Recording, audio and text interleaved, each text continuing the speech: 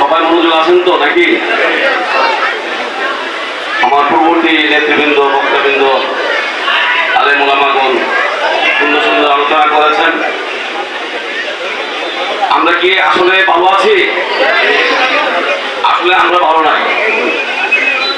আমরা কোনো মানুষ যাদের ভিতরে মনুষ্যত্ব আছে তারা কিন্তু আমরা ভালো নাই। যাদের ভিতরে ন্যূনতম ঈমান আছে আমরা শান্তিতে নাই। দেশ কোন দিকে যাচ্ছে খেয়াল আছে? দেশটা কোন দিকে যাচ্ছে? জোর জবরদস্তি, জুলুম, শোষণ, অত্যাচার, বাড়িঘরে হামলা, মানুষ হত্যা, মাজার হামলা, অন্যান্য ধর্ম উপাসনায় হামলা। আপনারা কি শান্তিতে আছেন বলেন? এই অবস্থা আমাদের কি প্রয়োজন? নিরাপদ জীবন। আমাদের আগে প্রয়োজন কি? নিরাপদ জীবন। নিরাপদ জীবন কিভাবে হবে? মানবতার রাজনীতির মাধ্যমে কি নিরাপদ জীবন আসতে পারে? আর এই নিরাপদ জীবনকে সুরক্ষিত করেছেন যারা, সকল আম্বিয়া ইকরাম, সকল নবীগণ, সকল সাহাবারা, যুগ যুগের ইমামগণ, এই যুগেও সুন্নি অসুন্নি মানুষ, অন্যান্য ধর্মাবলম্বী সকল মানুষের নিরাপত্তার জন্য ইনসানিয়াতভাবে রাজনীতি শুরু করেছেন। ইমাম আকবর, ইমাম হুসাইন রাদিয়াল্লাহু তাআলা আনহু, তাদেরই বংশধর শাফি, সৈয়দ আহমদকে খুদরা, তাদেরই বংশধর অসংখ্য আউলিয়ার জন্য পদচারণায় এসেছে। তাদের সংযোগ করে করে কি অলি হয়েছে, মুসলমান হয়েছে, মানুষ হয়েছে। কিন্তু আজকে তাদের মাঝের হামলা, তাদের মাঝেকে ঘুরিয়ে দেওয়া, তাদের যেখানে মুসলমানদের কবরস্থানকে সম্মান করে নিতে পেরেছে, ইসলাম কি মুসলমানদের কবরস্থানকে সম্মান করে সালাম দিতে বলেছে, আর সেখানে মাঝেরকে হামলা করা, এটা কি মুসলিম সমাজ আছে? ইসলামী সমাজ আছে? কিন্তু যারা হামলা করছে এরাও তো ইসলামের নাম নিয়ে আমাদের মুসলমান বাইরে করেছে। তাদেরকে কি ধর্মে ফিরিয়ে আনতে হবে? তাদেরকে সঠিক পথে আনা দরকার আছে না?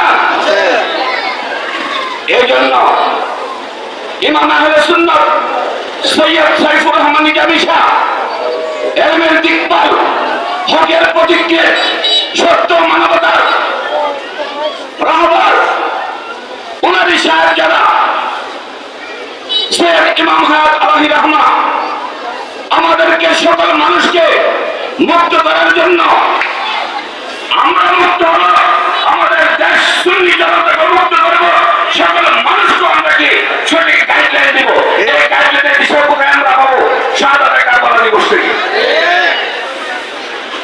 সবাই যদি মিথ্যাকে মেনে নেয়, সবাই যদি অন্যায় জুলুমকে মেনে নেয়, সবাই যদি মিথ্যার প্রেরণি করে, ইসলামের লেভেল লাগিয়ে, সুন্নিয়তের লেভেল লাগিয়ে হকপথেরকে একাকার করে, যাদের সম্পর্ক নেসবত আউলিয়া ইকরামের মাধ্যমে খোদা তাআলার সাথে আছে, তারা কি কখনো মেনে নেবে সেটা? তারা কখনো সেটা মেনে নেবে না। আমরা 5 আগস্টে প্রকাশিত হয়েছি, এদেশের সহস্র মানুষ বিগত স্বৈরাচার থেকে আমরা মুক্ত করেছি, কিন্তু আমাদের সেই আন্দোলনকে চিন্তাই করেছে।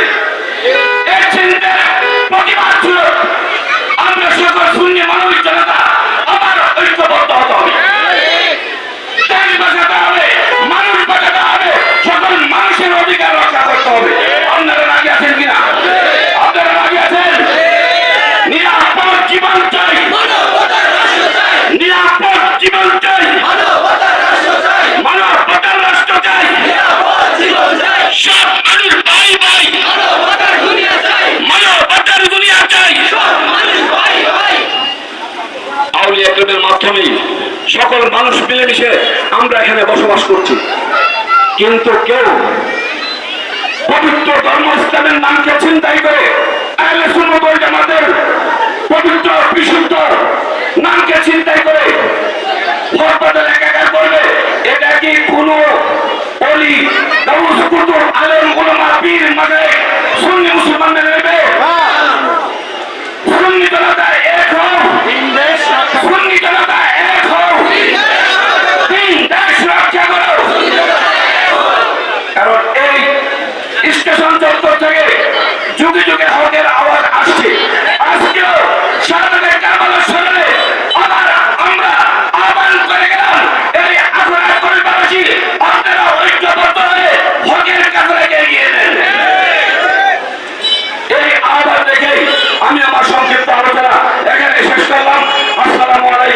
ওয়া রাহমাতুল্লাহি ওয়া বারাকাতুহু। আরেকটা কথা, আপেল প্রতীক হাড় যখন নষ্ট হয়ে যায় ডাক্তাররা সাজেস্ট করে কি আপেল খেতে, আপেল সাইডার খেতে বলে কিনা বলে। এখন ইনসানিয়ার বিপ্লবের প্রতীক কি আপেল।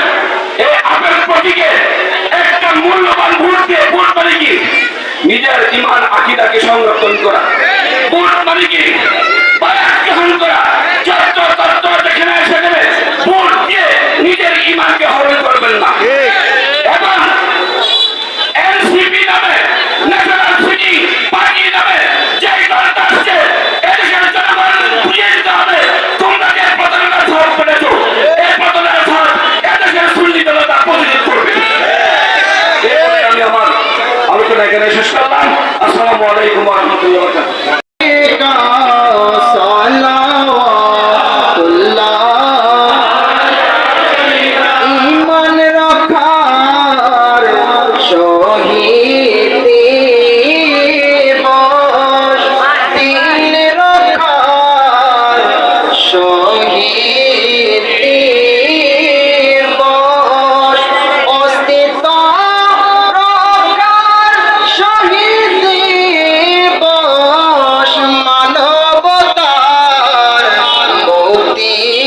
শহীদ দিবস ইয়া নবী সালাম আলাইকা ইয়া রাসূল সালাম আলাইকা ইয়া হাবিব সালাম আলাইকা